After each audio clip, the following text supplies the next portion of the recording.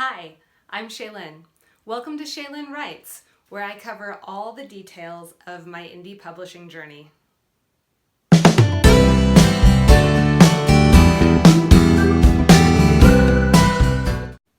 This is my first status update.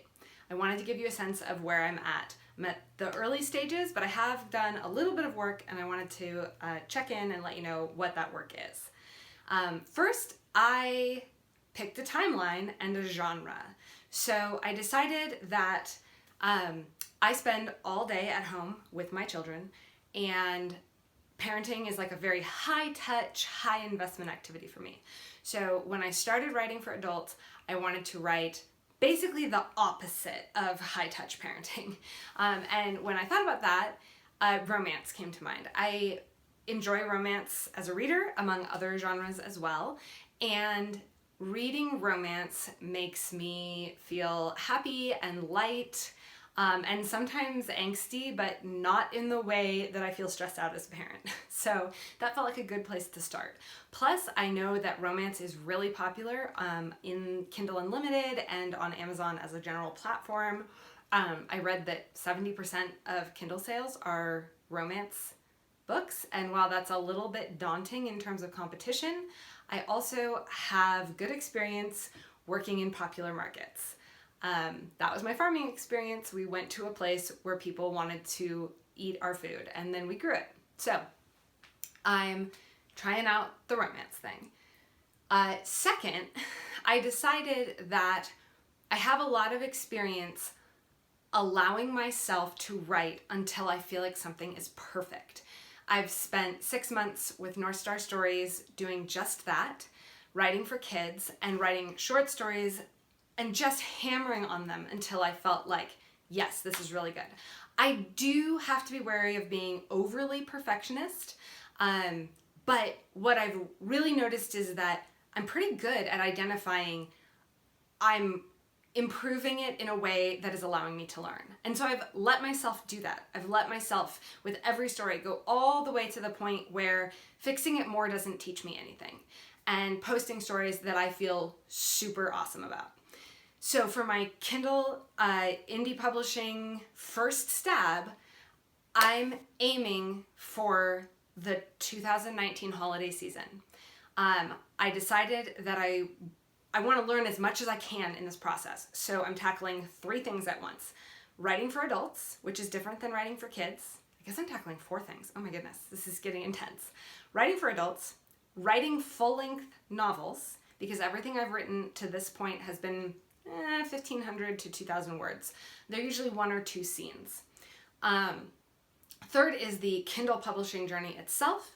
And 4 is learning to write good enough.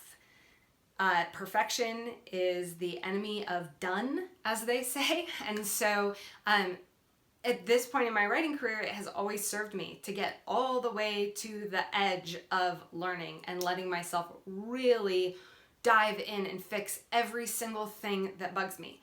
And so part of this journey is going to be learning to say good enough. And I feel okay saying that, and I want to clarify, because I am not saying I'm accepting substandard product. I'm absolutely not. But what I am acknowledging is that different readers want different things. And something that I've come across in my research on writing romance is that romance readers are willing to trade some of the things that take so much time, like creating epic fantasy worlds or learning all the details of how a space station operates to write a sci-fi novel. Romance readers are willing to trade that to have more material.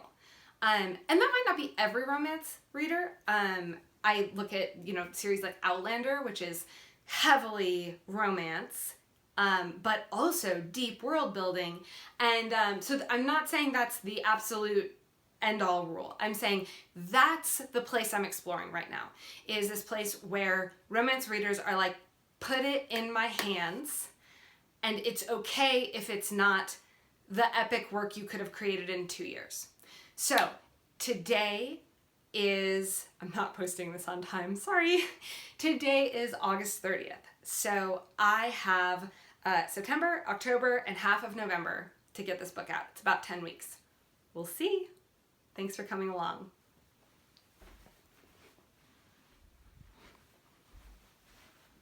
Never mind, I totally didn't finish my update. So I have 10 weeks to write. Here's where I'm at right now. I have spent some time looking at genres. I understand that picking subgenres. I understand that picking a subgenre is really critical to being a successful published author on Amazon, that it's often the sort of make or break it element in an author's experience. So what I've done is ruled some things out for the most part. I'm not interested in historical. I'm not interested in paranormal. I have this werewolf idea, but it's not for this. So, historical, paranormal. I'm not interested in mystery and thriller. I'm really basically interested in like your standard romance novel. I want to write about a protagonist in her late 20s, early 30s, who's like kind of got some stuff going on in her life, but hasn't nailed it all down, and then falls in love and lives happily ever after. Woo. So I think that puts me in contemporary. It's a little old for new adult, so I don't think it's new adult. And I haven't nailed down exactly where in contemporary I'm going to be, because contemporary seems to be a giant bucket for everything that's not historical, paranormal, thriller, sweet and clean. It's also not going to be sweet and clean. It's not going to be inspirational. My understanding when I say it's not going to be sweet and clean is that sweet and clean is super clean. Where like they kiss at the end right after he proposes, and that's the first time they touch, maybe a little hand holding. So it's definitely gonna be more passionate than that, but I haven't exactly nailed down where I want to be. So I'm exploring that. I'm looking in Amazon categories to try and find my spot. So that's the first thing, identifying a subgenre. What I decided was that once I had eliminated all the things it wasn't, I actually needed to work on the outline a little bit to figure out what story am I trying to tell. Then I feel like I can go back and look at those more detailed subgenres, the categories, and figure out where in that giant contemporary bucket I'm gonna fall. And then before I write, I'm hoping I will be able to go through and pick out what do readers in this category love and what do they hate, and use that to guide my actual story. So with that in mind, I started my pre-writing and outlining process. I have a setting. It's a town I used to live in.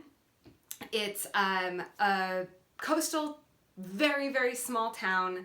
Everybody knows each other. Everyone hangs out at the post office kind of town that is heavily ag and tourism. So that's where this story is going to take place. I felt really good setting myself in a place that I'm very familiar with. I don't want to do location research on this project. Someday in the future. I also have characters. I have my protagonist. Her name is Caitlin. She works in her family's small country store in town. And I have Chris, who was an army brat who then became a traveling consultant, and now all he wants is to settle down in a small town where everyone knows him, and he thinks he's just landed his dream job being hired as the manager at the country store. Caitlin thinks that the position as manager should have been hers, so they don't start off on the best foot. I'm going to do another video talking more detail about how I've done my character development, what they want, what's standing in their way, those sorts of things. The last thing I want to mention in my sort of update, status update, is that I did a Kurt Vonnegut style story pathway. And once I had my characters in place, this became a lot easier and a great way to kind of think about how the story was going to unfold. So in another video, I will show you the details. Lots of good stuff to come. Thanks. Happy writing.